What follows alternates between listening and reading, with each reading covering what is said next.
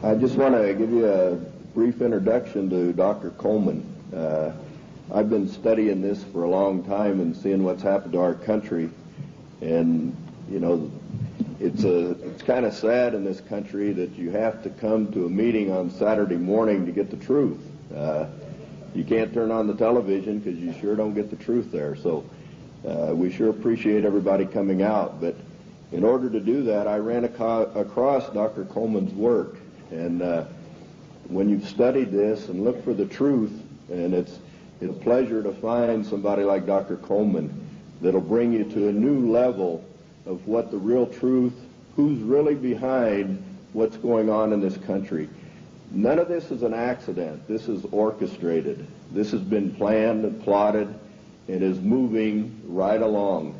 And if the only thing that you can do is be informed and learn what's going on, who's really behind it. And nobody does that better than Dr. Coleman. He's an author of 3 books. He has a table back here. I recommend that you look through his material. It'll bring you to a new level of information as to what's going on in the country as well as the world. And this is the only country left that stands between the country as we know it, or the world as we know it, and the New World Order, which will drastically change everybody's lives, as Dr. Coleman will tell you. But the big difference between Dr. Coleman and some of the other speakers is he's been in most of the places that we're talking about. He's been in Lebanon, Brazil, France, Italy, Spain, England, South Africa, and all over the U.S. And he did this, you know, in his work. He has first-hand experience with most of the things that are going on here. He studied 5 years in the British Museum in London, also in the Cain Museum in Egypt, where he did research on the Black Plague. And, you know, if you study his work or read his work on AIDS, I think it'll shock most of you. In his investigation, you know, through the congressional records. And the congressional records is where most information is in this country. And he would feel very comfortable, you know, in debating the Supreme Court justice on the Constitution at any time, because our Constitution is basically being walked all over at this time. But at this time, I'd like to bring on Dr. Coleman, and let's give a big hand to him, and we appreciate him.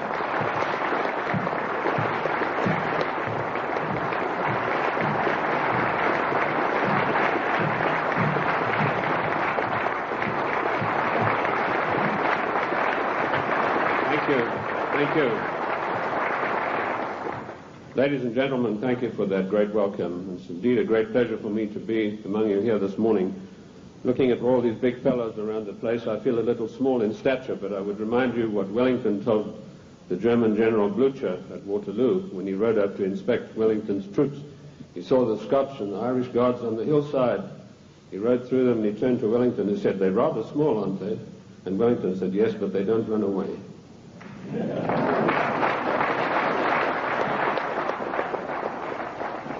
Ladies and gentlemen, I bring you a message of hope, not fear.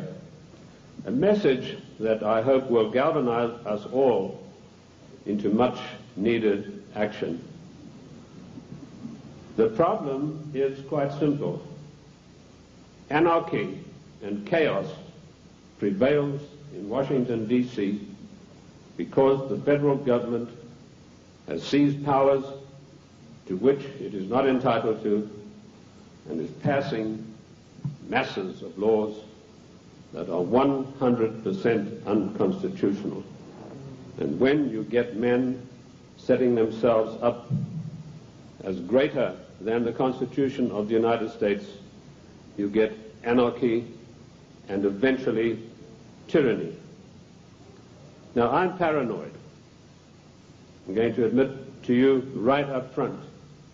But let me tell you what the real meaning of the word paranoid is. It is a man or a person who has the ability to link events that seemingly are not connected. That is the true meaning of paranoia, or being paranoid. Of course, it's been used by our enemies, the socialists, the Marxists, the liberals, the so-called progressives, to smear us. How many times haven't I heard it said of me, that fellow's paranoid? Yes, I'm glad to admit it, because I have the ability to connect events that are seemingly unconnected. And when you do that, you begin to arrive at the truth. It's taken me 25 years to come to the conclusions that I have come to. And I want to tell you that one of the biggest things I discovered in my work was the existence of a supranational committee composed of 300 men. I came across this quite by accident when I was serving in Africa, in Angola, and I was given a series of documents which were only supposed to be handed in to top-level people. They were what we called above the top level of classification of intelligence documents. And there I discovered that whilst I thought I was in Africa fighting against the invasion of the communists, I was in fact fighting to introduce socialist regimes in the black African countries, and that I was actually working for a committee called the Committee of 300, also known in intelligence circles as the Olympians. I'll stop right there, and I want to digress for a moment and tell you the word intelligence. It's been bandied around a great deal in the United States. I've seen people writing this and that and the other intelligence newsletter. They really have no experience whatsoever. In 1986, I wrote a work called Mind Control, Metaphysics, Extremely Low Frequency Radiation, and Weather Modifications. And in that work, July the 8th, 1986, I said that the top-level intelligence organization in the United States was the National Reconnaissance Office, far bigger than the CIA and any of the other intelligence agencies. And by the way, we have about 10 different ones in the United States. And I even had the audacity to give the address of this organization. 3 weeks ago, Mr. Sam Donaldson, the gentleman who wears that beautiful toupee so effectively, he came on with the program in prime time, and he said, this is one of the biggest scoops that ABC has ever had. And he told about the National Reconnaissance Organization. The exact same thing that I published 8 years earlier. I tell you this to set the stage so that you'll understand I do have some experience and that I know that of which I speak. You know, the American people are somewhat like the Irish. I'm sure you've heard the story of the Irishman who got shipwrecked, and after many days he was washed up on an island, and as he staggered along the beach, some people came out of the trees waving spears, and he said to them, is there a government here? And they said, yes. He said, well, then I'm against it. Liberty is based on individual freedom. We are individual people. We are not the mass, so disdainfully referred to by Karl Marx and the socialist writers. We objected to a tax of a penny a pound on tea when King George of the Venetian Party of the North, now that's probably the first time you've heard that expression. It took me 5 years of digging in the British Museum in London, which I consider to be the finest repository of knowledge in the world, to come up with that name. That was what the party of King George was called, and we'll come to the reason for that. But our colonists said, we're not going to pay this penny a pound on tea. Today, we are being driven on our knees by a tyrannical government, which is imposing all sorts of taxes upon us, and worse than that, trammeling on and tramping on the Constitution of the United States of America, which is the second greatest document in the world next to the Bible. And if we could rebel against the mighty powers of King George III, the most potent force in the world at that time. Then, ladies and gentlemen, it is time that we rebelled against a federal government that is trammeling the Constitution underfoot every day of the week.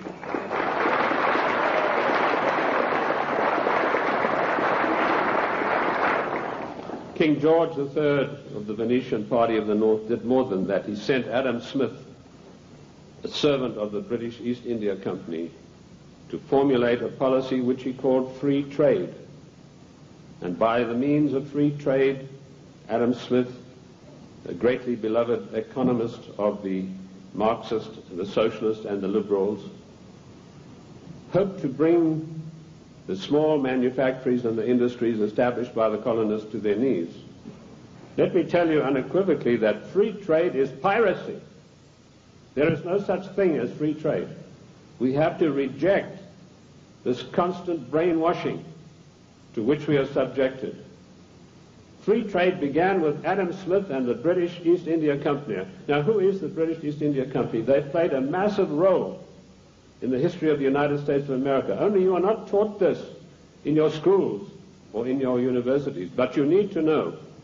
In my book, The Committee of 300, which took 20 years of research, and incidentally, I was only a little bit behind with Karl Marx. He spent 30 years in the British Museum in London, where he got most of his things from.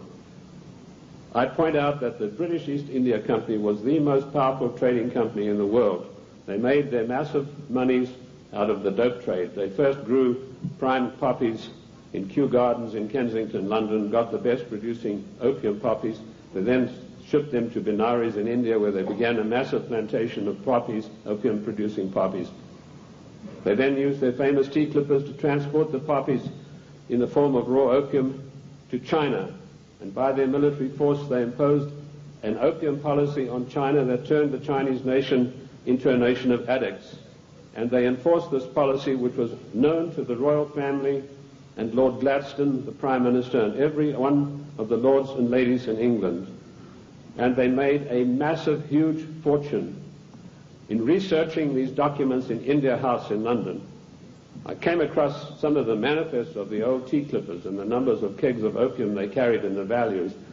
And I totaled up these things, and I found to my astonishment that if we took 1970 as an optimum year for profits in General Motors and Ford, in 1 year, the opium trade with China was 3 times the profits of the combined profits of Ford and General Motors in 1970. And this was shared by 300 people. That was the committee that ran the British East India Company. They all had equal voting rights. They could not outvote each other, and of course they were sworn to secrecy. The descendants of the British East India Company today run the United States. And I will hope to prove my thesis as we go along. They also interfered in the development of the United States on every occasion. They armed the Indians, they armed the people against the settlers who were pushing west. They ran the Hudson's Bay Company. They also ran so-called mission stations in China and got these missionaries who were really not missionaries at all to push opium on the Chinese. And I remember a conversation with the late Gamal Abdel Nasser of Egypt, Prime Minister of Egypt, President of Egypt, and Mohammed Aikel, one of the top journalists, with Zhou Enlai. And Zhou Enlai told him, he said, you know, the Americans and the British made China a nation of opium addicts, and now with the Vietnam War, it's our turn. We are going to make the Americans a nation of opium addicts. So you can see the influence, the evil, baleful influence of the British East India Company upon the great nation of the United States of America. They were the ones who financed the war. They put up the money for the British troops to buy the Hessian mercenaries and to fight the colonists. Those brave 3%, let me remind you that only 3% of the people took arms and stood up against the mighty army of King George III. We are 3% here this morning, but that's enough for us to withstand the mighty force of the federal government of the United States of America.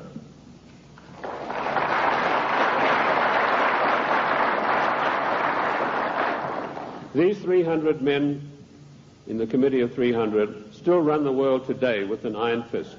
Their wealth is untold, cannot be measured. I know, I looked at some of the records that I could find in Italy, in Rome. I've done most of my work on location, and this has always been invaluable to me. And I came across the families in Italy who were called the fondi, meaning the people who had all the money. They were all members of the Committee of 300, the Lucatis, the Recanatis, the Volpi du Miseratis. These people are so wealthy that they would make David Rockefeller look like a piker. That is how rich they are. And this is the committee that runs the world. Now, in my book, The Committee of 300, I name every one of them. This is not a book that talks about they. It gives you specifics. And I must say I do the same thing in my new book, Socialism, The Road to Slavery, which was 10 years in researching.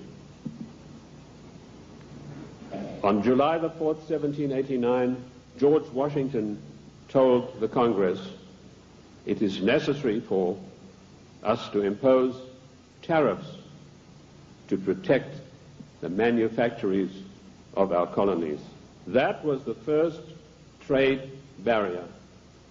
Now, let us dispose for once and for all with the words that have been implanted on our minds, like isolationist, and you are for restricted trade,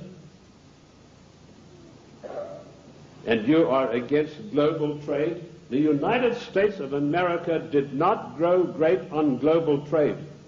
The United States of America grew great on the hard labor of the people who lived in those days and the wise protection barriers put up by President George Washington, because immediately after the war they tried, the British, to try to down the United States through so-called free trade, which is nothing but piracy.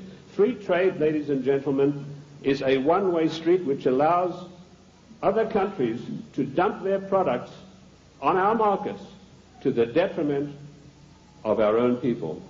That's what free trade is. It's strictly a one-way street.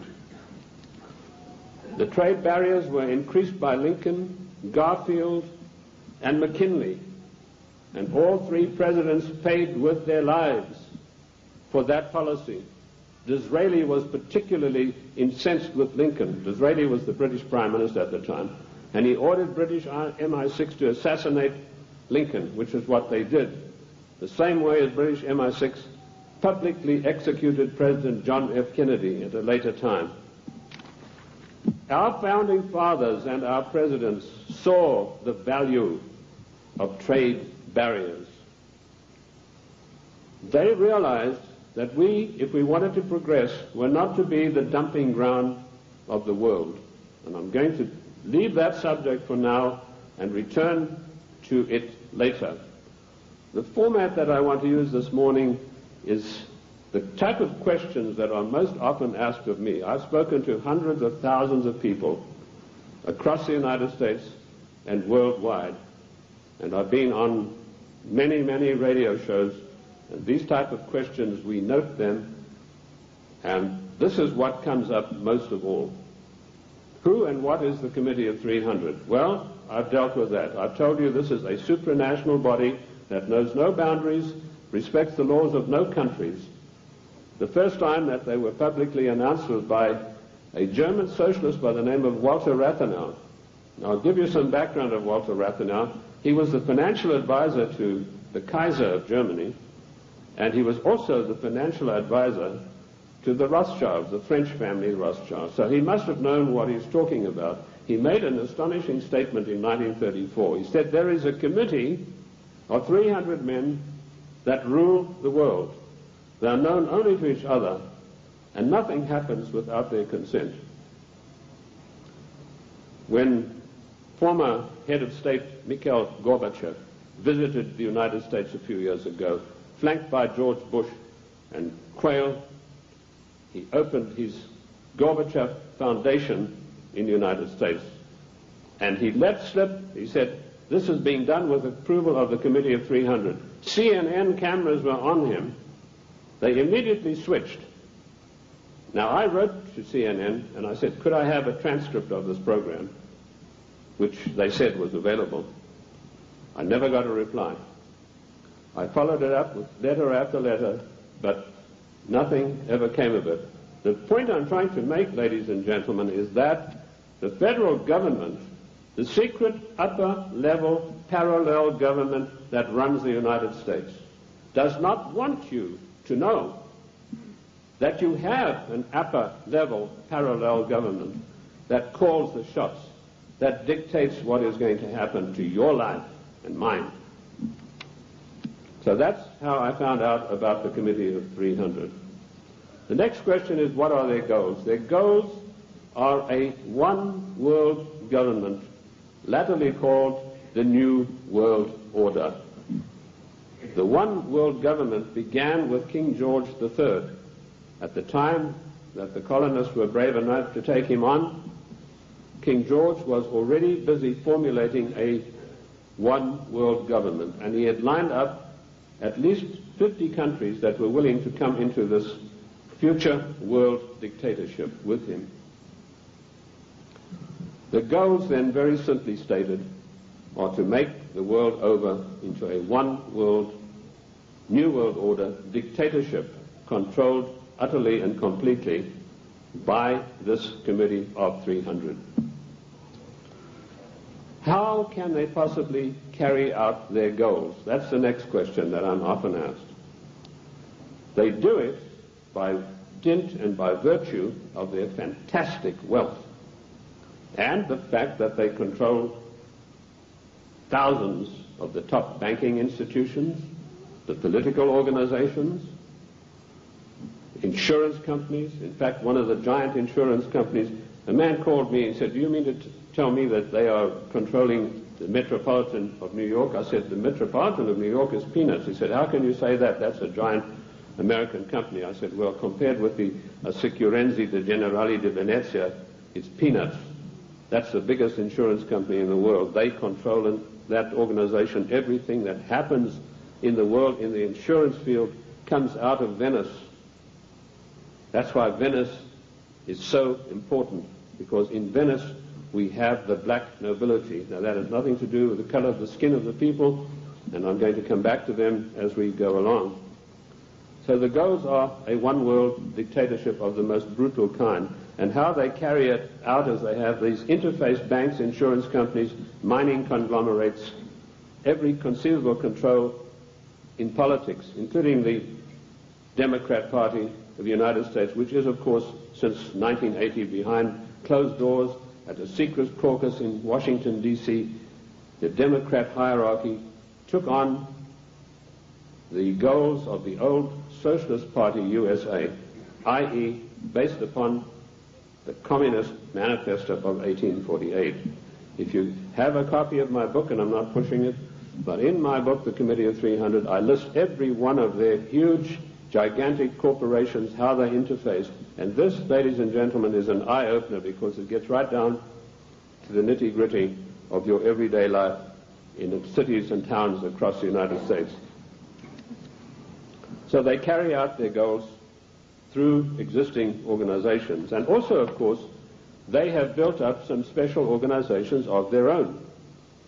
When I first started writing in America, when I came here in 1969, I revealed the existence of an organization called the Royal Institute for International Affairs, which is located at Chatham House in 10 St. James Square in London.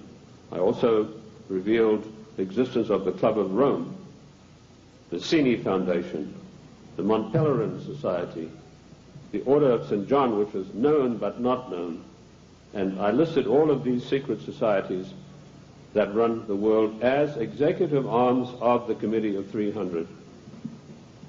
So it controls the world through all of these.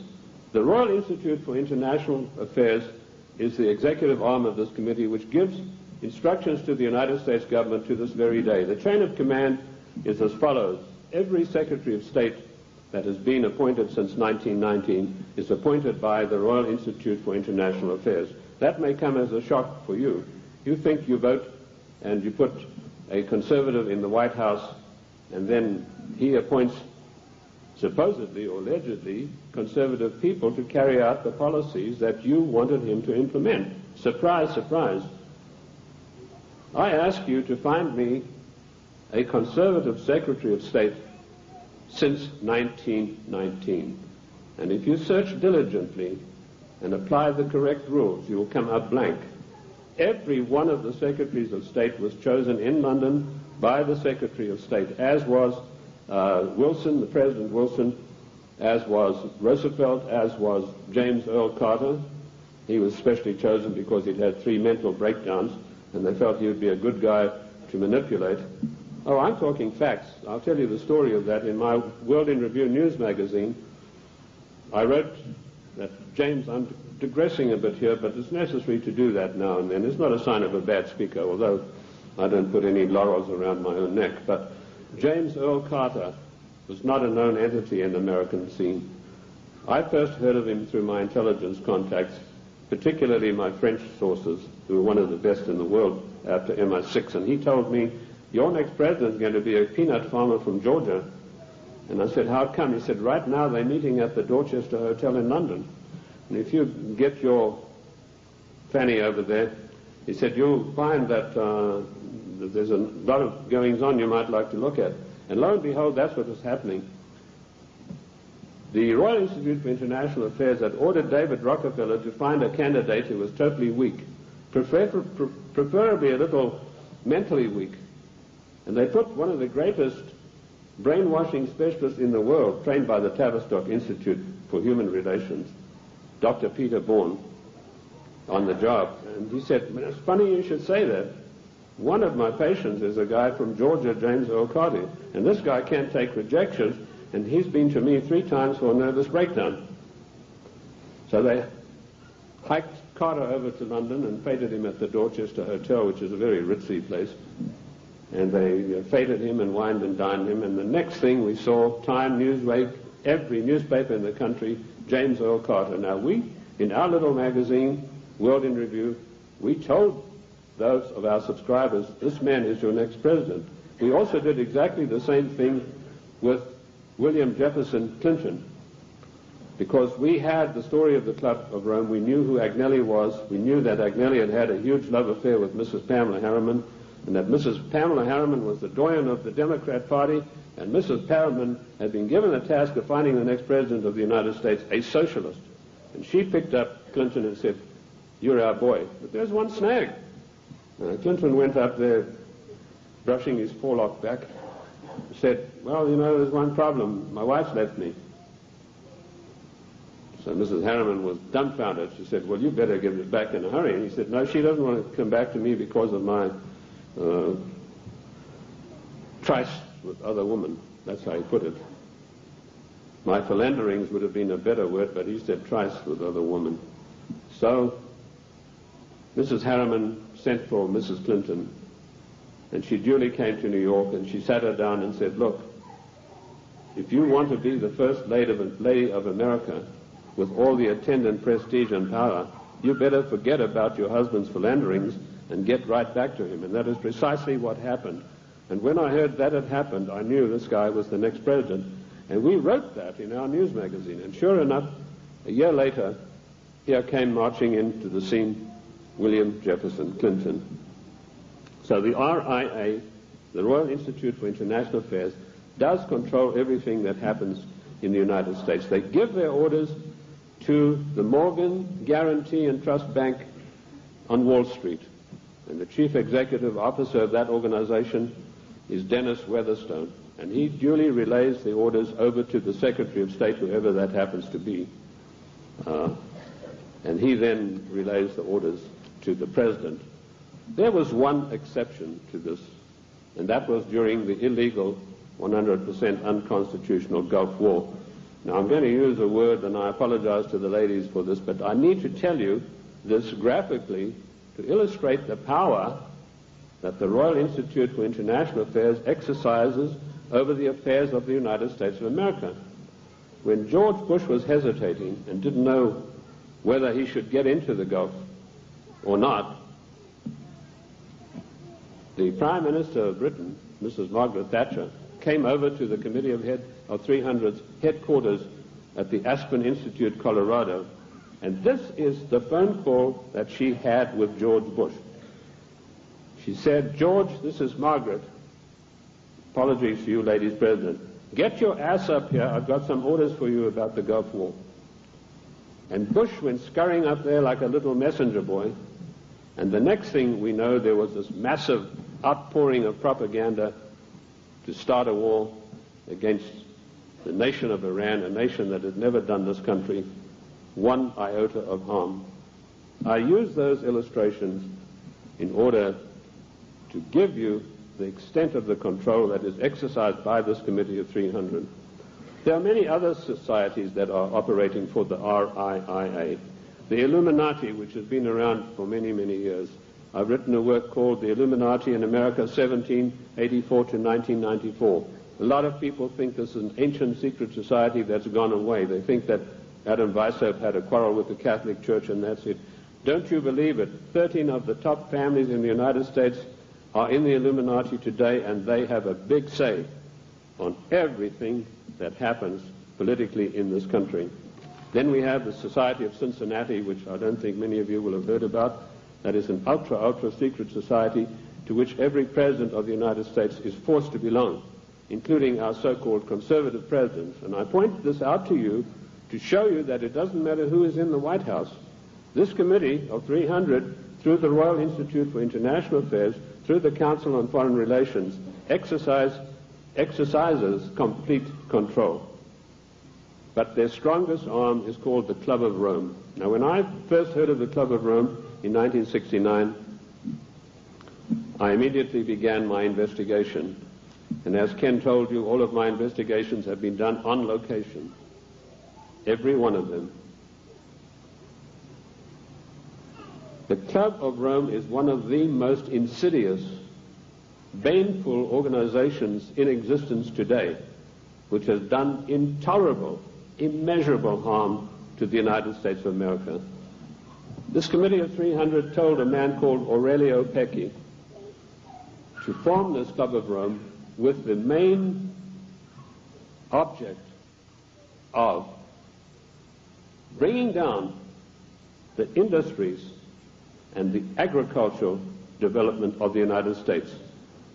He immediately wrote a paper in which he said there are too many people on the earth and that the United States, with its industrial development, its agricultural development, is responsible for this curse of overpopulation. And he picked up the documentation for his work from Lord Bertrand Russell, a senior statesman of the Committee of 300. And Lord Bertrand Russell had written a work called The Impact of Science on Society. And if you can ever secure a copy of that book, which I doubt you'll be able to get, you will see in there that he said the world is grossly overpopulated and we have to get rid of at least half of the world's population, and it doesn't matter how we do it. So the Club of Rome was instituted and organized to start an attack on the world's population using the United States as the whipping boy. And they came up with a paper called the Zero Growth Post-Industrial Plan for Industry and Agriculture for the United States of America. 3 days after that plan was accepted as official United States policy by James Earl Carter, I was able to, through my intelligence people, get a copy of this insidious document. Basically what it said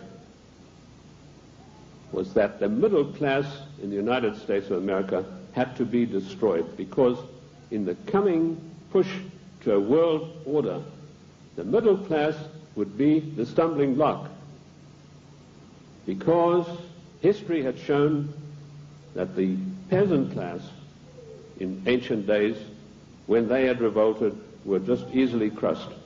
There was no resistance. But now had grown a new super class of people in the United States called the middle class, who had long-term employment, who had job security, who were well paid, who could afford to buy the products that were made by the United States and didn't need to buy products from China or anywhere else. And the Club of Rome post-industrial zero-growth paper said this has got to stop. We have to bring down the middle class of the United States. And the way that we will do this, the way that we will accomplish this task is by crushing their industries. In 1980, based on this report, I wrote a small work, a booklet called The Death of the United States Steel Industry. And in that I told of a French aristocrat by the name of Etienne d'Avignon, and I'm sure there's not a single steel worker in America out of a job who's ever heard of this man's name. But they put this aristocrat onto the job of destroying first the steel industry. In my book in 1980, I said that by 1985 we would have silent blast furnaces.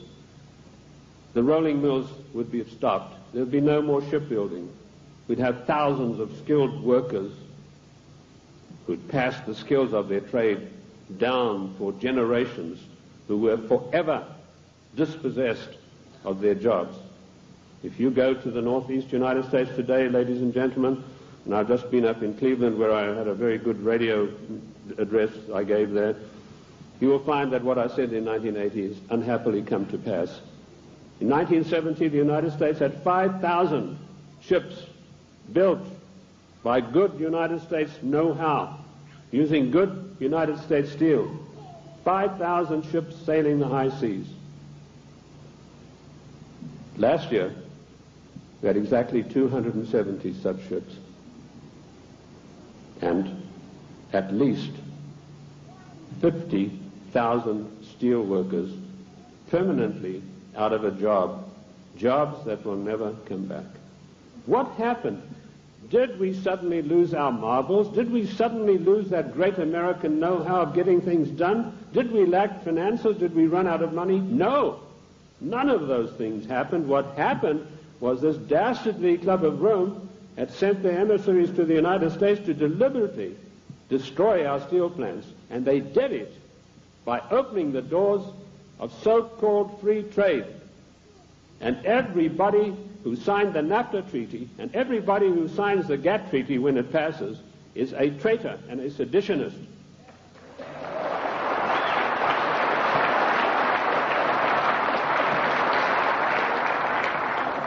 Our mighty steel industry is destroyed. Our shipyards are silent. Our skilled workers are permanently without a job. And if you don't believe me, get the report of the Club of Rome. You know, when I came out in 1969 with my report on the Club of Rome, nobody had ever heard of it. And people, when they got it, said, "Oh, this guy's paranoid. There's no such organization. It's probably something to do with the Catholic Church."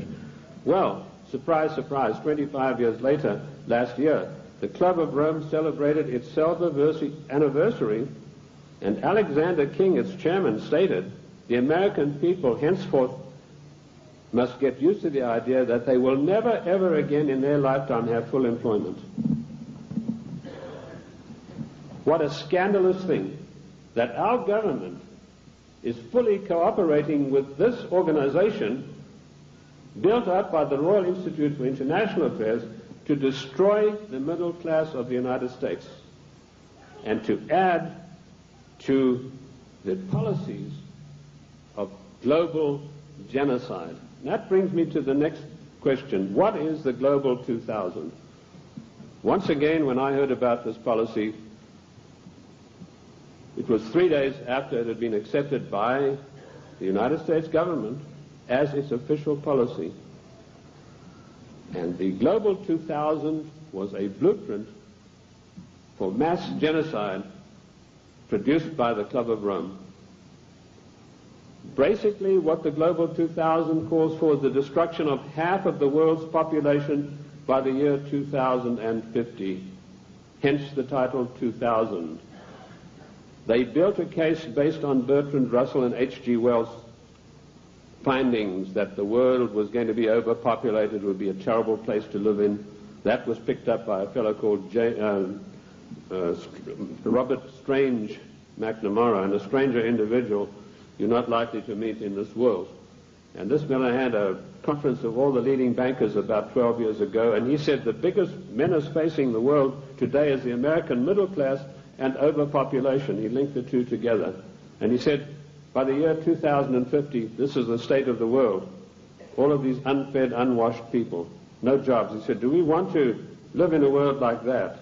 So the Global 2000 was a genocidal plan to take care of the people of the United States who don't have any jobs and who, like Alexander King said, are never going to get their jobs back, and the masses of people in other nations. That is why we had the sudden appearance of AIDS. When I was in the service, I was told there's a CAB experiment, that's chemical and bacteriological warfare experiment, going on in Sierra Leone in Africa. That's a remote corner of Africa, West Africa, just above Liberia. If you look at your map, your atlas, and you'll see where it's located. Why Liberia? Extremely hard country to get to. You have to fly from London. That's the only way you can get there. You land on an island, and then you've got to take a ferry across to the mainland. And of course, all people taking the ferry are heavily scrutinized. And I managed to work my way. I was told the Americans were doing the CAB experiment. I managed to work my way to within striking distance of a small mission station. And what I discovered was that these blacks were coming in from the bush to this mission station with broken arms or an ulcer on the leg or something like that. And they were ostensibly being treated there, but they were dead by the evening. What was actually going on was that a laboratory had been set up using Lassa fever virus. Now at that time, Lassa fever was one of 4 viruses that could jump the human-animal barrier. And it was a deadly virus. They were trying to create a virus that could be mass-produced and it could be sent out through the World Health Organization to get rid of millions of people in the world. But the Lassa fever virus proved uncontrollable. It killed 3 scientists who were working there. So the orders came from Washington, burn the place to the ground, and that's exactly what they did within a radius of 100 miles. They bottled up some of these viruses they'd been experimenting with and took them back to the Centers for Disease Control in Atlanta. There they began again, but again they escaped and killed 3 more scientists. So they incinerated the whole laboratory, sealed it off and incinerated. The same experiments are now going on in Harvard University right now. But they're not using the Lassa fever virus. That has proved to be too tough for them to handle. Instead, the United States government gave millions of dollars to the United States military chemical and bacteriological warfare establishment at Fort Detrick, and they began experimenting with the AIDS virus. I knew about the AIDS 3 years before the word ever came out in the world, in the United States particularly, because of my field work in Sierra Leone. The British government used their Portendown CAB facility. It's easier to get into the Bank of England vaults than to get into Portendown. All the deadliest viruses in the world are being crafted there, in pursuance of the goal, the Global 2000, to decimate the world. Shortly after this experiment had finished at Fort Detrick, the World Health Organization started a massive vaccination campaign. They said, for once and for all, we're going to wipe out the scourge of smallpox. They chose Africa and Brazil, launched a massive vaccination campaign. Immediately, AIDS began to appear. Thousands and thousands of people began dying of the strange new virus, which the World Health Organization then said had come from the bite of a green monkey. They forgot to tell you the green monkey's been there for centuries, and he'd been biting people, if he ever did, for centuries, but no disease of that nature had ever occurred. The World Health Organization deliberately took this virus, which was crafted from a series of animal viruses, including Mediavisna sheep, which destroys the brain, which is why you find AIDS patients get dementia probably first before any of the other AIDS-related complex diseases appear. And they began vaccinating innocent people on a massive scale, and they began dying like flies. Why Africa and why Brazil? Because those 2 countries had the biggest black population in the world. And I want to tell the black people of the United States of America, do not trust the Democrat Party. Do not trust government. Do not believe that government is your friend. To you, To them you are dispensable, the same way as we are. Millions of people died. I went through Uganda on an inspection tour, and I saw whole areas decimated where previously there had been small towns and villages. There was not a living soul in sight. And that is going on today. The AIDS epidemic is completely out of hand.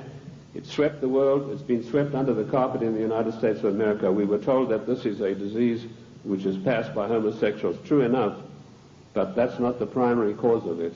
This is a crafted virus that was spread throughout the world to decimate the population. Coming behind them, and we reported this about 2 years ago in our World in Review news magazine, is the Vibro 19 cholera virus, a deadly killer. You get this cholera in the morning.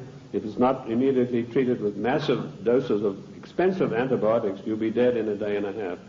This epidemic swept India, carrying away millions of people. I don't know if you've heard of it in the press. I doubt it. Behind that is a deadly strain of malaria, and some of our forces in Somalia contracted this disease. A strain of malaria which acts almost like the HIV virus. It attacks the human immune system. And behind that, the Black Plague. Now, you've had some experience with Black Plague recently. Experiments were conducted in this area and in California with the Black Plague, distributing them, these plague viruses, to definitive areas by means of enfolded scalar waves using extremely low-frequency radiation, which was a warfare technique developed in 1934 by the great Soviet virologist V.A. Gertchev. This is not Buck Rogers stuff, ladies and gentlemen. This is today's deadly truth. So some of the Indian reservations were targeted, and all of a sudden they began dying of Black Plague. And then we were told, well, the harvest mouse droppings are responsible. Well, the harvest mouse has been doing his droppings for centuries, but none of them got the Black Plague before that. But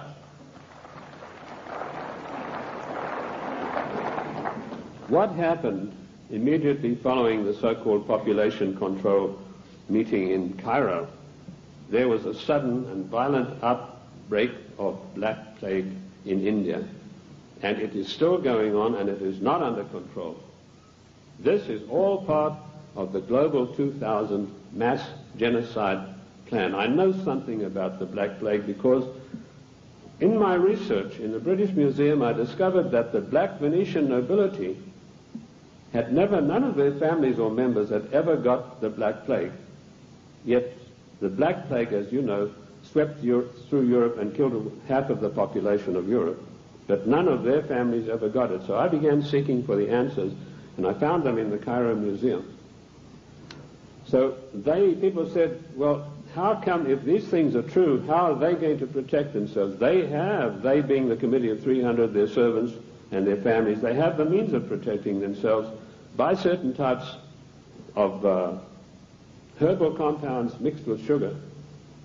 And they also have, of course, the protection of extremely low-frequency radiation, where using the technology developed by the great virologist Gertchev, who proved that every living thing on this earth has a vibratory cycle, and he was able to measure the vibratory cycle of various deadly viruses, and by vibrating them double their cycle, you would kill them instantly. So that's one of the defensive weapons that these people have got that will kill the plague if they ever get it.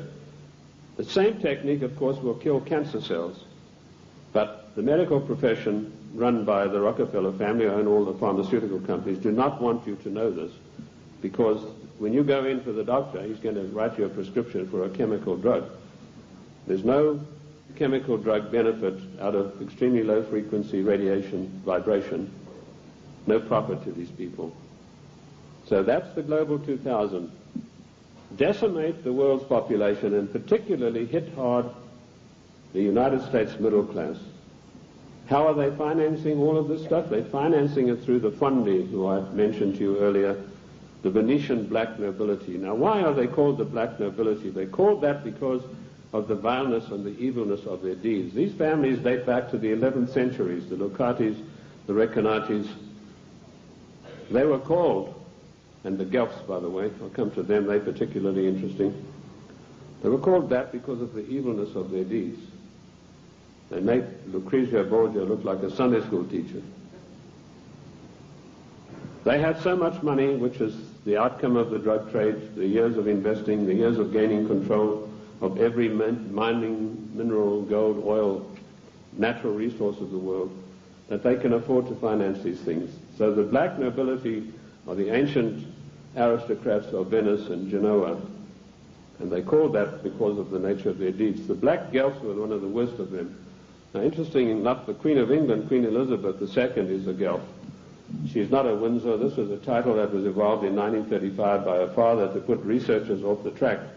I like to include myself in that category, although I wasn't doing it then. I was much too young to be doing it, but he didn't like that certain people were getting hot on the track of who this royal family actually was, and so this was put out that they are the House of Windsor. They are not. They're the House of Guelph, and it's important for us to know that, because every time there's a financial crisis, it follows a meeting of the black Guelphs upon the Royal Britannia yacht of the Queen of England, which anchors off the coast of Venice, and all the world bankers meet over there and say, now this is what we're going to do to country X, this is how we're going to control this worldwide situation, and then they go off and give their orders to everybody.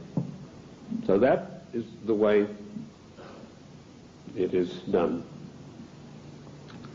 I told you earlier that they controlled the United States. Even in the days of President Lincoln, they had him assassinated on the orders of Disraeli, and they then, of course, in later years, were able to elect one of the worst socialists we've ever had the misfortune to suffer under, Woodrow Wilson. Wilson was elected by a ploy. Of course, they got Teddy Roosevelt and the Bull Moose Party running as a supposedly third candidate to siphon votes off so that Wilson could be elected as a socialist president. Now, our eyes have been fixed on Moscow. We've been led down the garden path, ladies and gentlemen. All of the time we've been looking at Moscow, and we've been told what demons they are in Moscow. Rightly so. But all the time this was going on, the Trojan horse of socialism in Washington, D.C. has been stealing our country away from us. And in my book, Socialism, The Road to Slavery, I give you a full and factual description of exactly how this was done. In 1898, the Fabian Society, a socialist organization, sent Ramsay MacDonald, Prime Minister of England, to the United States to spy out the land. He came back and he said, there are two things in the way. You have a very strong middle class and you have the Constitution of the United States, both of which have got to be destroyed before we can socialize America. The first step they took was getting a socialist president in office in the form of Woodrow Wilson.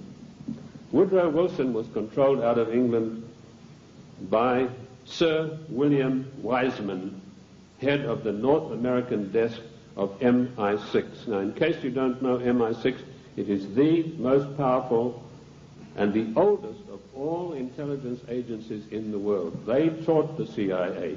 They taught the Vatican intelligence. They taught the French intelligence. They taught the Mossad.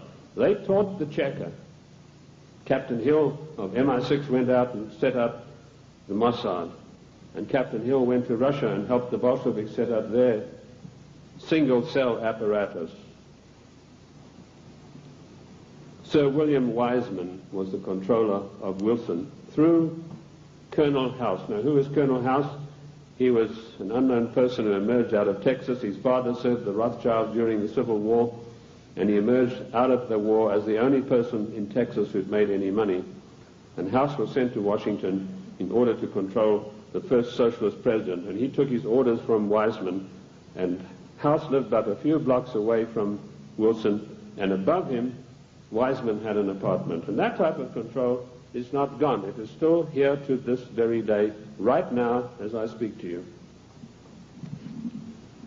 Other questions? Give us some examples of what you're talking. How do we know that what you're saying is true?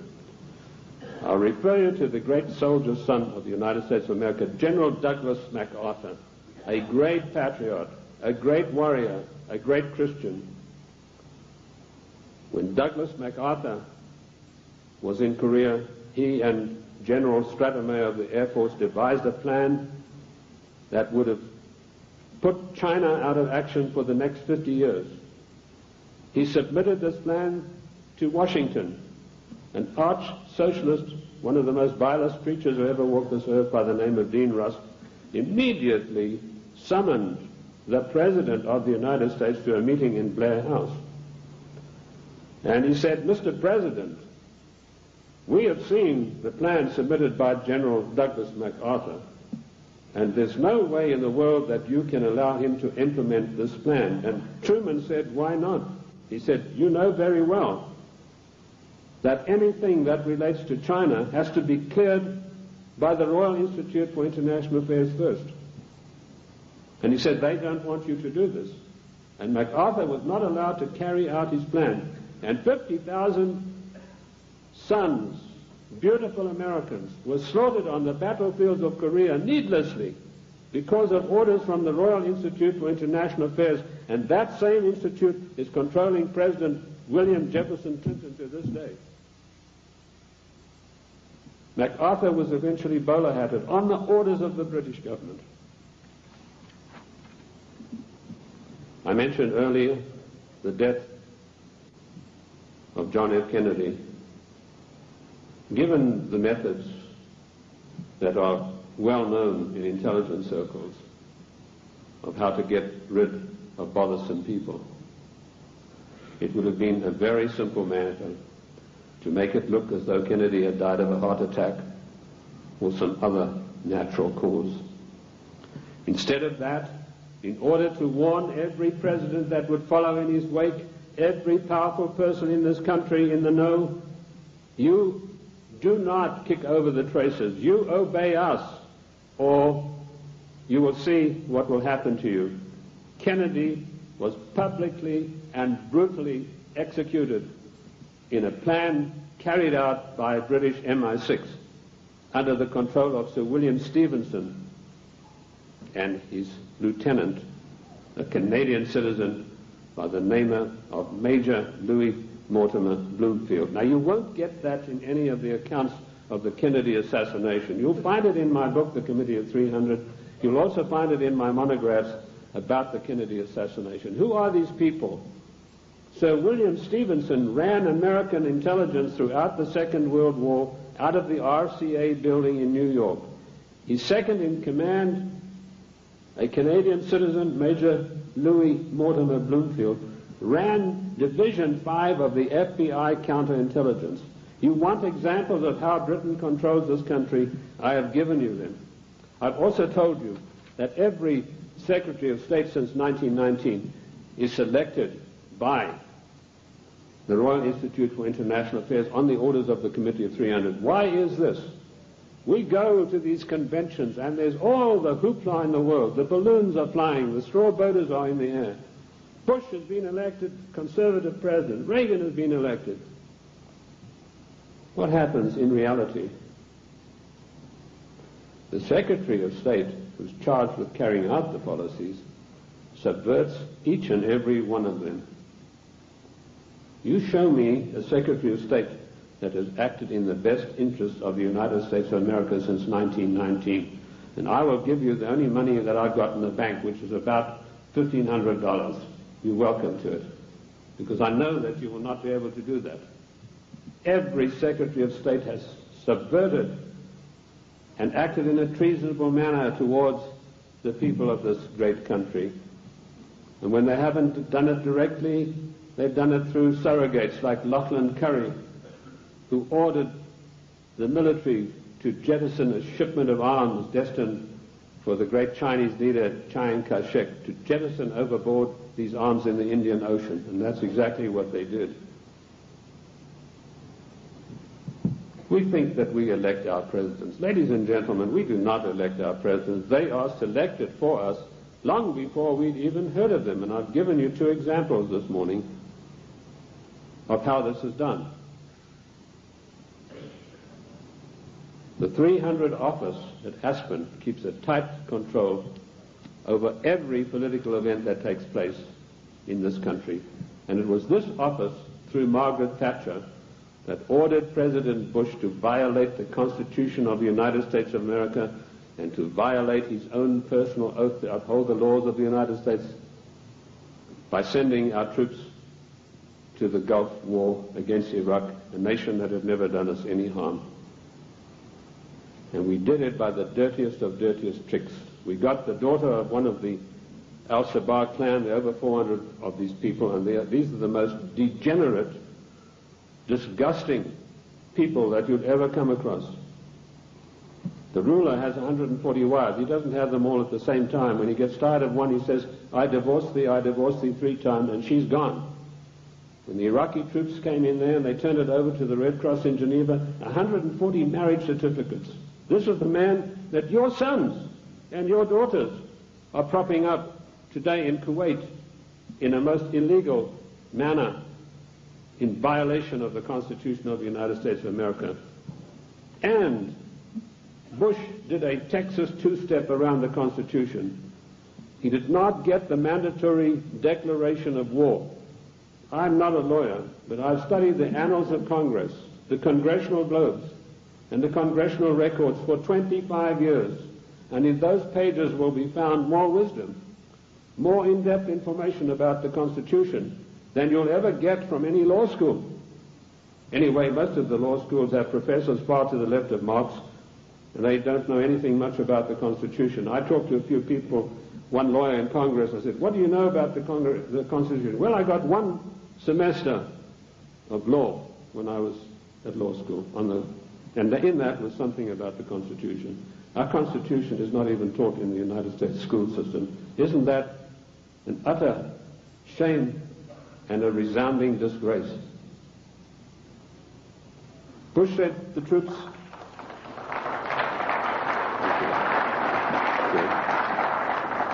Bush did not get a constitutional declaration of war. This is a very difficult area of the Constitution. It's probably one of the most complex areas of the Constitution. It's a 5-step process that involves both houses making separate declarations, then joint declarations, then the army has to be informed, and then the public has to be informed, and then we have to be told whether this is a private war or a public war, i.e. whether all the armed forces are going to be employed or only one branch. In so-called police actions, the President has 45 days to use only one branch of the service. Bush violated his oath of office by going to the United Nations, to which we do not belong, and getting them to give him a so-called color so that he could send our troops to the Gulf. Our troops to this day are in the Gulf illegally, in violation of the Constitution of America, and we're still paying for it. The story that the Gulf states put up all the money, you go and ask the General Accounting Office, as I did, how much money have they paid? We are still paying for the Gulf War, and now we've got another huge bill to meet, billions of dollars, for Clinton's fantasies, to go out there and support this disgusting Al-Shabaab clan. I don't know if you know the story of Kuwait. It's really a horrendous one. I don't want to get into that too much, but that land was stolen from the Iraqi people by the British imperialists. They came in and drew a line through the sand right through the middle of the most important oil field that had just been discovered, the Rumelia oil fields. Thenceforth, this is going to be called Kuwait. And they brought up these tame sheikhs from Bahrain and put them in as the rulers. And since then, they've been stealing the oil off Iran, and the proceeds go to the British banks in the city of London for the Committee of 300. They're just doing the same thing now in South Africa with the gold. That's part of their tactics to gain control of all natural resources through the world. I also touched briefly on Giovanni Agnelli and Mrs. Clinton and how she had left her husband, and Pamela Harriman. Pamela Harriman, for her duties in getting Clinton elected, was given a plum job as ambassador for the United States to France. And this is what happens to the traitors. Patriots are punished and traitors are rewarded. Dennis DeConcini, who voted for the giveaway of our property in Panama and who voted for the crime bill and every other obscenity that is passed by the federal government in violation of the Constitution. He's now going to get a plum ambassadorship when he retires, on top of his huge pension of something like $200,000 a year. I've been asked whether Clinton will stay the full term. Yes, he will.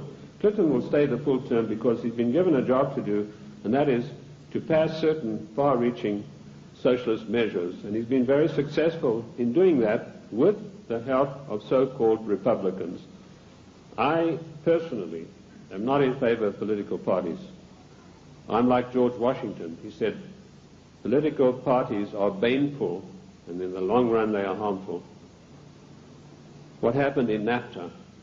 A so-called conservative, Mr. Newt Gingrich, who I wouldn't trust as far as I could throw him, went out and acted as the floor manager, as the party whip in true parliamentary style, and he whipped up 132 Republicans, so-called, to support NAFTA.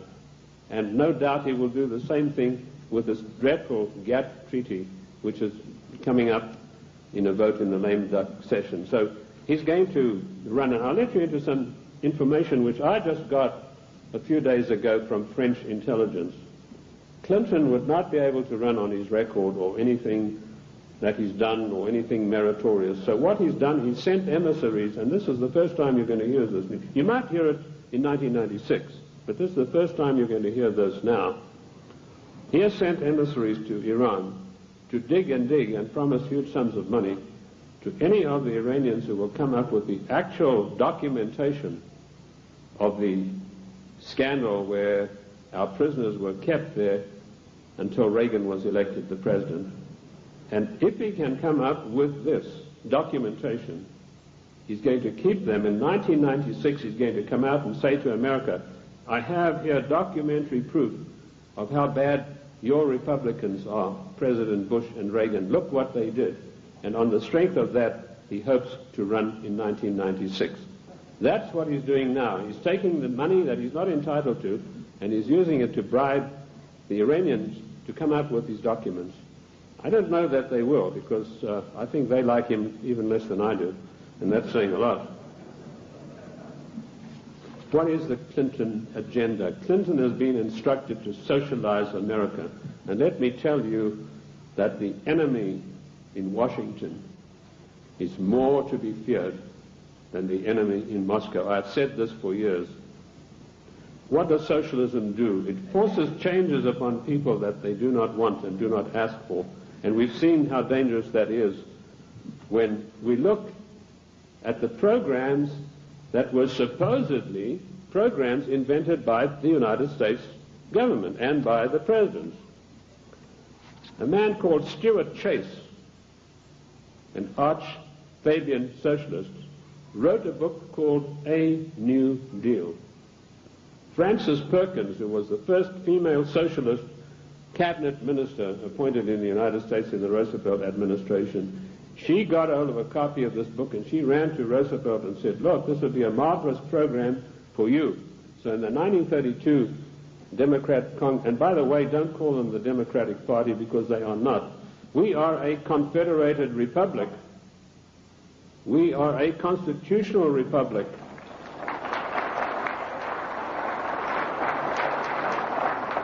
In a confederated constitutional republic, you cannot have a Democratic Party.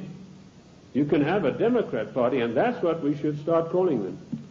But she ran up, and Roosevelt was so enamored with this deal that in 1932 they hastily changed their platform, and he came out and announced his New Deal, which is a verbatim, word-for-word program taken from Stuart Chase's book, Socialism, A New Deal.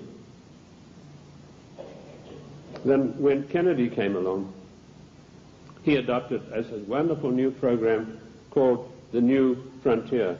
That just happened to be a book written by Henry Wallace, another Fabian socialist writer. Word for word, The New Frontier was co-opted as Kennedy's program. Then when Johnson came along, he came out and started talking about the Great Society. Now, what was the Great Society program? It was another Fabian socialist book written by another fellow called Graham Wallace, no relation to the first Wallace, name spelled differently. So here we have three presidents of the United States following an outright course of socializing the United States of America. And of course, every president, including Reagan and Bush, has continued along those lines. And what do we have? Our Social Security. That was called the Beveridge Plan. In 1942, when Britain had its back to the wall, was losing hands down to the German armies in France, they needed something to buck up the population. So Sir William Beveridge came along with this plan. He said, we're going to abolish poverty in Great Britain. and they've started this beverage plan, which is the basis of our socialist social security plan. Note, I said socialist social security plan. That's how we got it. It was co-opted directly from the beverage plan, very eagerly embraced by Roosevelt. Socialism is a failure. Lenin was once asked, what is socialism? And he said, socialism, he said, no, he was, sorry, I got the story wrong. He was asked, what is communism? And he said, communism is socialism in a hurry. And we have creeping socialism in this country today, which has nowhere to go but to communism. In the New World Order, one world government. That is the direction that William Jefferson Clinton is pushing this country as hard as he can go. And GATT is an integral part of that. The socialist policies of England failed miserably. They got the great Professor Harold Lasky of the London School of Economics. I once was asked to give a talk there, and it was me against 600 hostile left-wing students. And I had a pretty torrid time of it to start with, but in the end I did get a very good hearing from them. But that same Professor Lasky was sent to the United States to see how the Constitution could be got around. And he said, there's one good way we have to do it. We have to break down this provision that says there's no transfer of powers between the three branches. And we have that happening every day. We have Clinton calling himself the Commander-in-Chief, which he's not. I sent a fax to Colonel Oliver North the other day, in which I explained in detail what the Constitution has to say about the Commander-in-Chief. I hope he was able to use it. He said that Clinton is not the Commander-in-Chief, but he was saying it for the wrong reasons, for personal reasons. The Constitution is perfectly clear on this. It says that the President shall not be the Commander-in-Chief until such times as called into actual service by the Congress. And in my studies I came across this proviso that could only happen after a careful 5-step declaration of war mandated by the Constitution. And that is the sum and substance of the President's war-making powers. Unfortunately for us, during the time of the Civil War, Lincoln got the Congress to give him the power of habeas corpus, which is a privilege, by the way, not a right. And he was able to do things that were monstrous, which would never have been done. Why Clinton is telling everybody he's the Commander-in-Chief, it's not out of ignorance, as I pointed out to Colonel North in my facts. It's a deliberate, carefully crafted plan to get the people of the United States used to the idea that he is actually the Commander-in-Chief. And I tell you, he is not. The Constitution says he is not, and I can give you chapter and verse.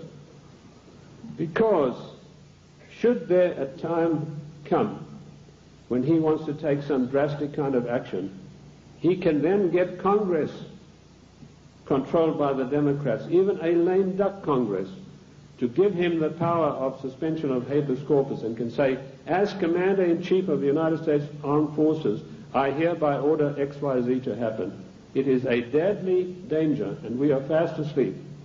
I tried to alert Colonel North to exactly what's going on about the so-called Commander-in-Chief, and I only hope that he will put it to good use, because I do not have the same forum that he does. Anyway, socialism is a total failure. When it began to sink in England, they sent John Maynard Keynes, or Keynes. He said Keynes was a better word because it rhymed with brains, and this is the man who did in the economy of every Western country. And he came to the United States, and by his charm and good looks, he was a tall, well-spoken English gentleman, immaculately suited, connoisseur of wines and cheeses. And it was said of him that there was not a single lady who could resist his amorous advances. He was able to charm Roosevelt into giving the British government $3 billion to prop up their socialist programs. That wasn't enough. They then sent Harold Lasky and John Maynard Keynes for a second handout. This time they got $7 billion. And when Roosevelt was asked about this, he said, let's forget all of those silly little dollar signs. And the same thing is happening today in the field of foreign endeavor. We find a president giving away billions of dollars in foreign aid, which he is not entitled to do. I have searched the congressional records, the congressional globes, the annals of Congress, to find out if there is an empowerment for the federal government, our Congress, to dish out billions of dollars every year like a Santa Claus to foreign nations. And I could not find it anywhere. And where the Constitution is silent on a provision, it means it is a prohibition of that provision. What I did find was that when President Monroe was trying to get us involved in Latin America, he tried to get some money sent down there. And the Congress stood on its hind legs and said, this is a matter that's out of your purview. This is a matter for the Congress, and we deny you foreign aid because it's not constitutional. And that is what set Monroe at variance with the Congress. If you know his history, he spent his entire life fighting the Congress over that issue. Nothing has changed. The Constitution of the United States is immutable. I violently disagree with Justice Ginsburg, who says the Constitution is flexible. The Constitution is not flexible. Our founding fathers meant it to be an immutable document that would stand the test of the ages of time and foil people like William Jefferson Clinton and Roosevelt and every other dictator that is going to follow, unless we stand up and take back our states' rights.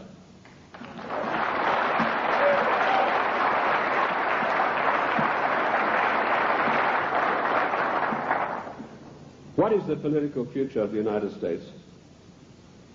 I told you that we have been forced into a one-world government, new world order, by the use of the word democracy and by the use of the word global trade and free trade. There is no such thing as free trade. The United States made itself great by its own manufacturing abilities. We had our people fully employed.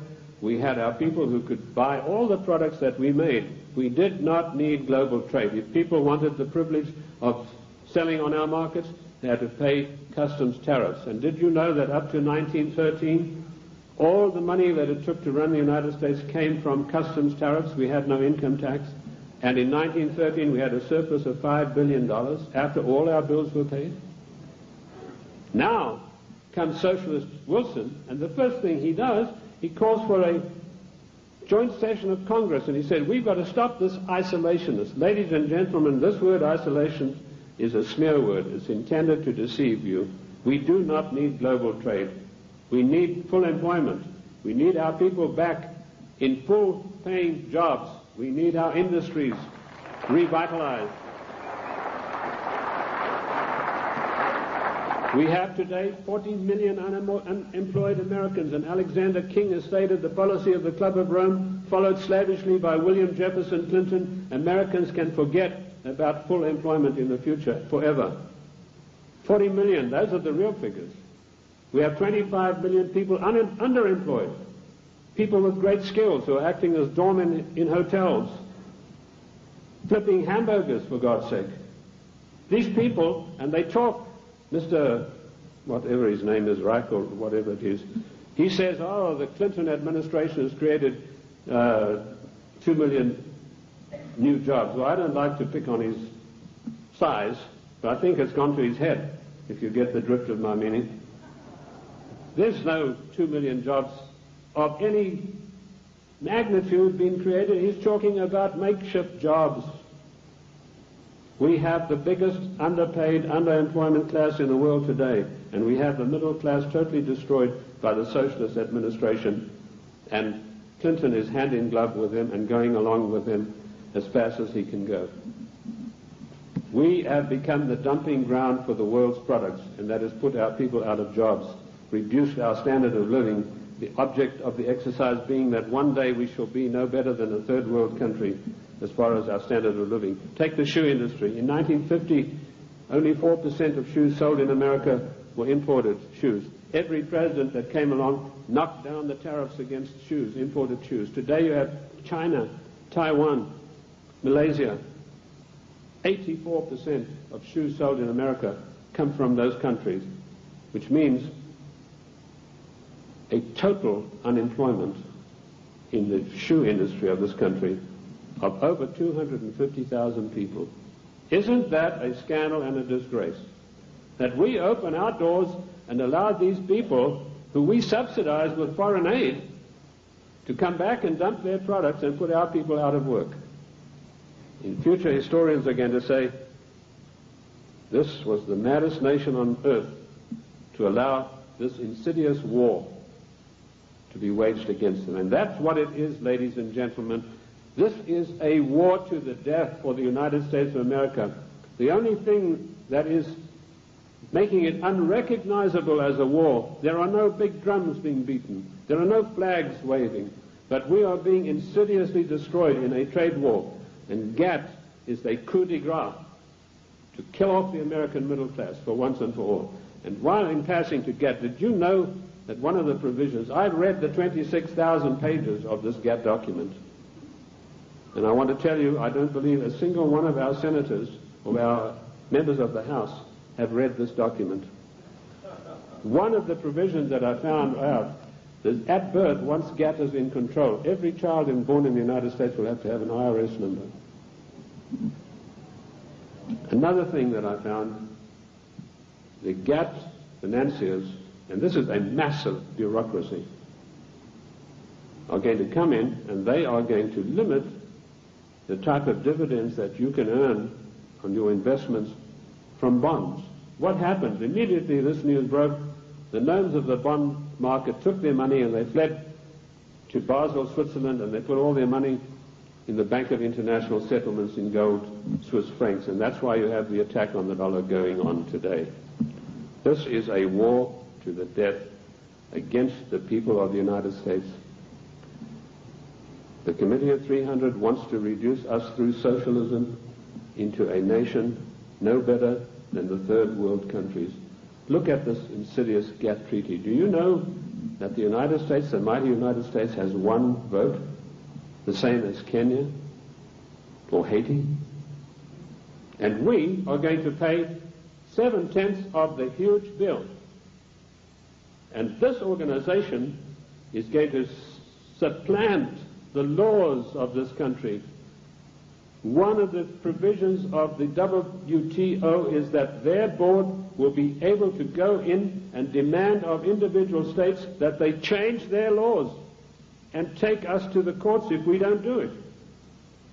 Where is the president who said he would uphold and protect the individual states and their rights to a republican form of government?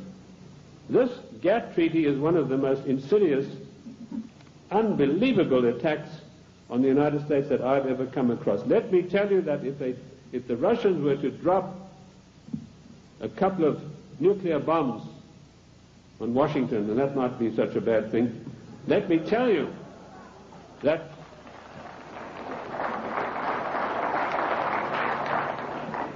they could never hope to do the damage that GATT is going to do. Ladies and gentlemen, you have to marshal every one of your resources. This GATT treaty has got to be fully debated. Once before, twice before, we were forced by the one world government, new world order into far-reaching situations that affected the national life and the character of our people without a national debate. The first one was the so-called United Nations question mark treaty. In 1946, this treaty was forced through the Senate by an exercise of arbitrary power. Arbitrary power is forbidden by the Constitution. Yet you have Comrade Dictator Mitchell, the leader of the Senate, saying he's going to allow about 2 days to debate GATT, which is 26,000 pages of documents. That is an exercise of arbitrary power. If we had any men of guts in the Senate, so-called conservatives, they would walk out en masse and say, we are not taking part in this effort to denigrate and destroy the Constitution of the United States of America. And you can imagine what an effect that would have.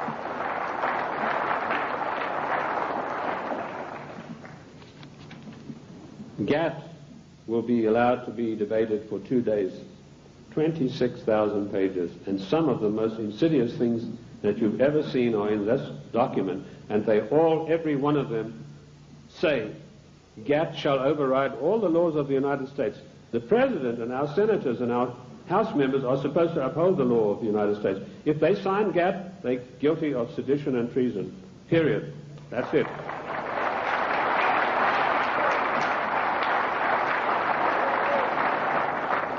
This came as a natural outflow of the United Nations Treaty. I found there that 5 senators, listen to this for a disgrace, ladies and gentlemen, 5 senators actually read this United Nations document. Again, it was 53,000 pages long. 5 senators, and they had 3 days to read this document, and it was then rammed down the people of the United States. I want to tell you that we do not belong to the United Nations.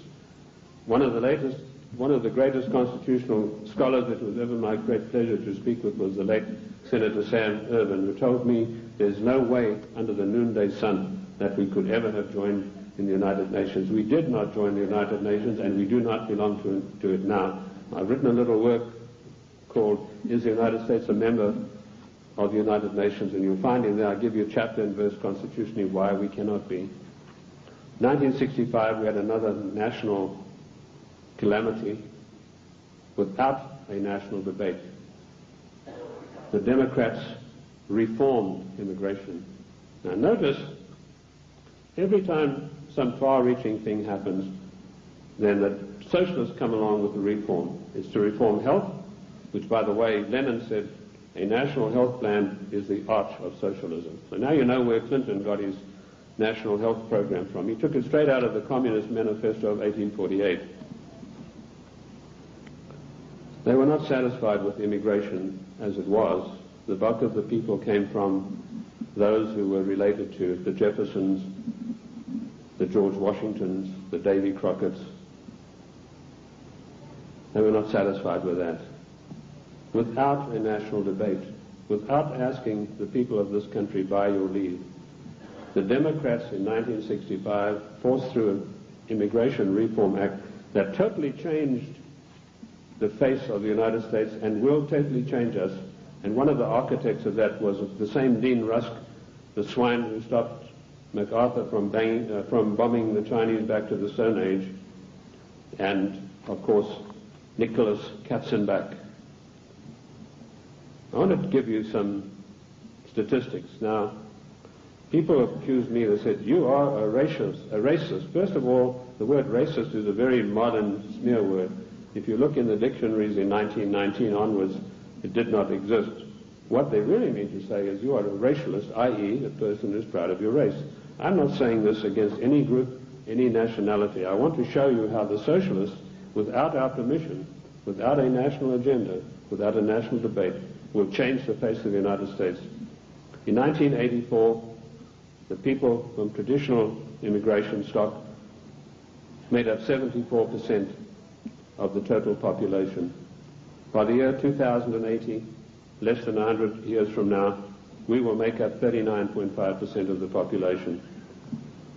And it goes on. The Hispanics were 9.4 in 1980, they'll be 15.4. The Asians, 2.4, will be 13.3 of the population. In other words, the traditional Americans of the Davy Crockett, George Washington, the people of Monroe said would make a real contribution to America, will be in the distinct minority. And this is thanks to the Democrat Party, who in 1965, without by your leave of the people, changed the rules. And now they've got us blindsided by concentrating on illegal immigration. Illegal immigration is nothing. That's a small problem. The legal immigration that was authorized in 1965 without your permission, that's where the big problem lies. These statistics were provided to me by a man called Lee Bouvier, who was one of the leading advisors to a former INS official. And of course we know that abortion is another way in which the population is being diminished. I have challenged judges all across the country to show me in the United States Constitution, where is there provision for abortion?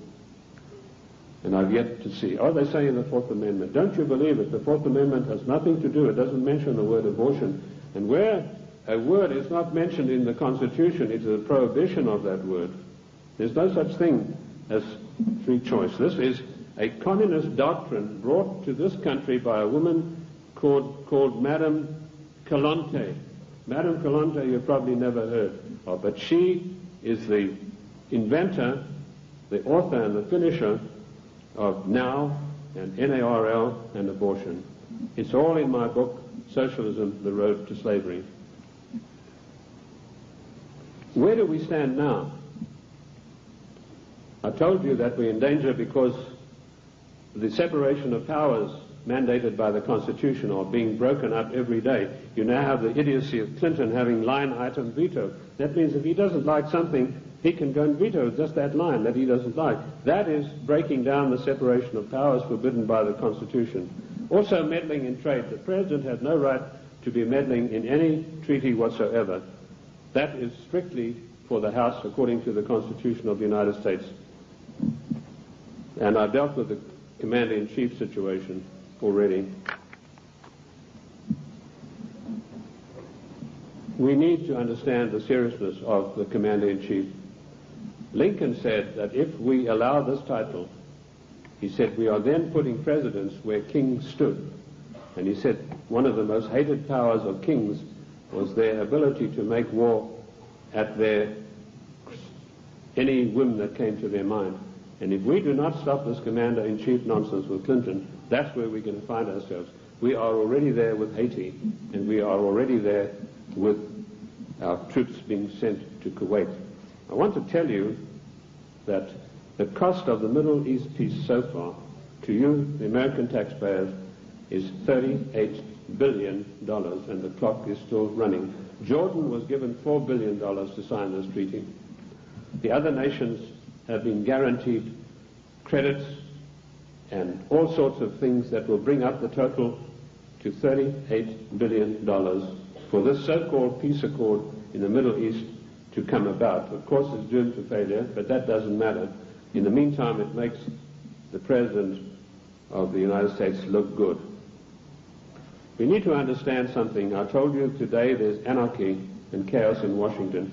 That is because the United States government is a government of strictly limited empowerment. It cannot just willy-nilly go making bills. For a measure to be introduced into the House, it has to be in consonance with or in pursuance of something already in the Constitution. If it is not, it is unconstitutional. And I've looked at 3,000 bills passed in recent years, and every one of them are unconstitutional because they were new things that some lighter-than-air incendiary fairy-head liberal said, well, I'm going to introduce this into the Congress. I'm going to have this law passed, like Dinah Swinstein's 19 assault rifles banned. There's no thing in the Constitution that would allow her to do that. Specifically, the 10th Amendment is very, very precise, and I can quote you 54 instances where this is mentioned in the Annals of Congress, the Congressional Records and Globes. The 10th Amendment is a restriction on the federal government. Our founding fathers were very frightened to give unlimited powers to the federal government. Daniel Webster said we must cage them like a lion, must not give them unlimited powers. It is a government of limited powers, but particularly the 18 Amendments. And just to make sure that the federal government would understand this, in the 18th Amendment, there's a little title that's very important. It says they can only do things that are necessary and proper. And I want to ask you, is rushing our troops off to Kuwait to protect the income of the decadent Al-Sabah family, whose money goes to the Royal Institute of International Affairs banks in London, is that necessary and proper for the United States to be doing? We don't get any benefit out of that. No. The 18th Amendment, necessary and proper. The 10th Amendment, the police powers of health, education, and police protection are entirely reserved for the states. And I can quote you 48 court cases from the Annals of Congress, from the statements made by the Founding Fathers. Those powers were never surrendered to the federal government. Therefore, the federal government has no business interfering in health matters, national health plan, no business interfering in crime bills, that's a matter for the states, and no business interfering particularly with the Second Amendment. I was in New York the other day on a radio program, and a very irritated, angry lady said she was a professor of law from Columbia. She came in on the program and she said, "You don't know what you're talking about." She said, it's not a right to bear arms. I told her exactly what was what. And she said, well, if that's true, then voting is a right. I said, no, voting has never been a right. The only rights and the only civil rights we got are found in the Fifth Amendment. And that's all. Forget the 1868 Act. That was done when the United States, the southern states, were under occupation. They were occupied countries. Forget Nicholas Katzenbach's 1964 Civil Rights Act. The only civil rights we've got are those contained in the Fifth Amendment. And health, education, and police powers belong to the states. Mrs. Swinstein has no right passing a bill classifying 19 types of assault weapons. What is an assault weapon anyway? Any gun is an assault weapon. That's what you use guns for. You use it to shoot people or animals or protect yourself. Any gun is an assault weapon. A knife is an assault weapon. You know, now they have this poor, almost idiot Brady running around the country. They're using him shamefully to push for gun control. This man doesn't know whether he's Arthur or Martha at the moment. This is not an issue of gun control. This is an assault on the Constitution of the United States of America in total. You cannot take one part of the Constitution and attack it and exclude the others. And this is what it is. It is an attack upon the Constitution of the United States of America. We need to understand about GATT. I'd like to go back to that a little bit. Michael Carpenter, the Attorney General of Maine, and 46 other Attorney Generals of the states wrote a letter to Clinton last July, and they asked him, please, Mr. President, let us have a national conference of all Attorneys General of the states on this matter. Clinton refused to answer him. Instead, he got his Hollywood lawyer pal, Mickey Cantor, whose only expertise in the world is running around with a Hollywood crowd. He's a Hollywood lawyer. And suddenly, Clinton puts him in charge of trade. Trade wars, GATT, is piracy. It will destroy the livelihood of the people of this nation. What is the situation facing us right now? There's an attack on the dollar.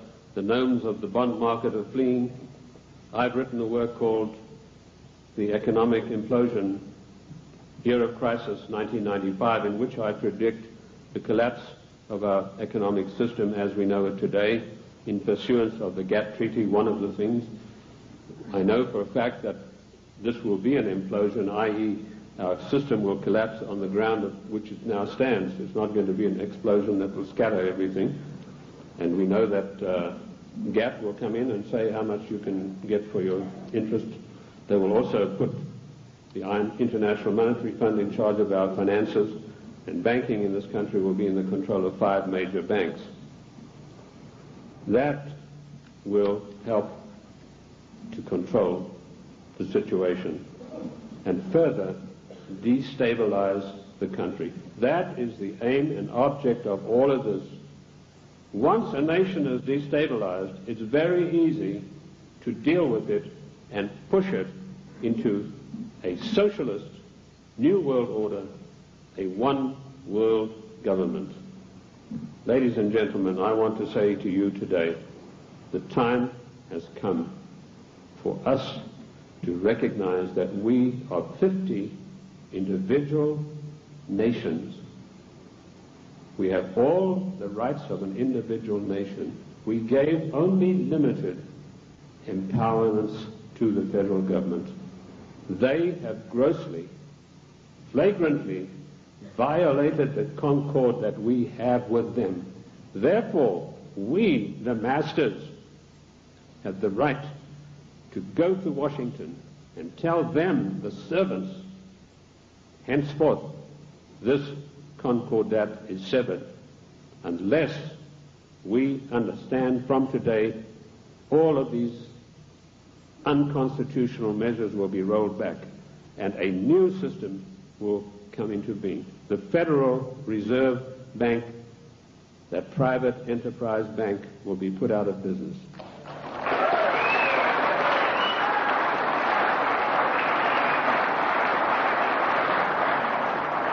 Ladies and gentlemen, this is not anarchy. This is the God-given right of each of the 50 nations, of which the state of New Mexico is an individual nation. We are the only entity in the entire world that has a legal document that allows us to dissolve the federal government without resorting to violence and bloodshed.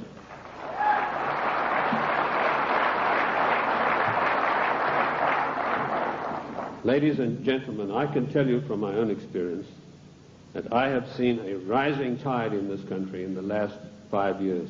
And I say to you today, in my closing remarks, let us catch the wave. My own plan is to form an organization, a foundation, if I can get people with money to back me, where I will teach what I've learned from the Constitution, what I've gleaned from the annals of Congress, the Congressional Globes, and the Congressional, to maybe 100 educators, lawyers, if you will, other people who are interested. Teach them what I know, which is enough for them to confound the Chief Justice of the Supreme Court of the United States, not to mention those fairy heads we have in the House and Senate. They, in turn, will spread across the land, teaching others, and they in turn will teach others until we have a grassroots movement that is spread across this nation of people who really know, not just to recite the Constitution, but know all of the provisions, the ins and outs, the nuts and bolts, who, when somebody like Mitchell says, we're going to give 2 days for this gap treaty to be debated, 1 million people will demand and tell him that you, sir, are exercising arbitrary power and you shall not be allowed to do this, and quote the Constitution. We could do that with every one of these unconstitutional measures. It is the federal government that is creating anarchy, not we, the people. Thank you, ladies and gentlemen. Thank you. Thank you. Thank you. Thank you. Thank you.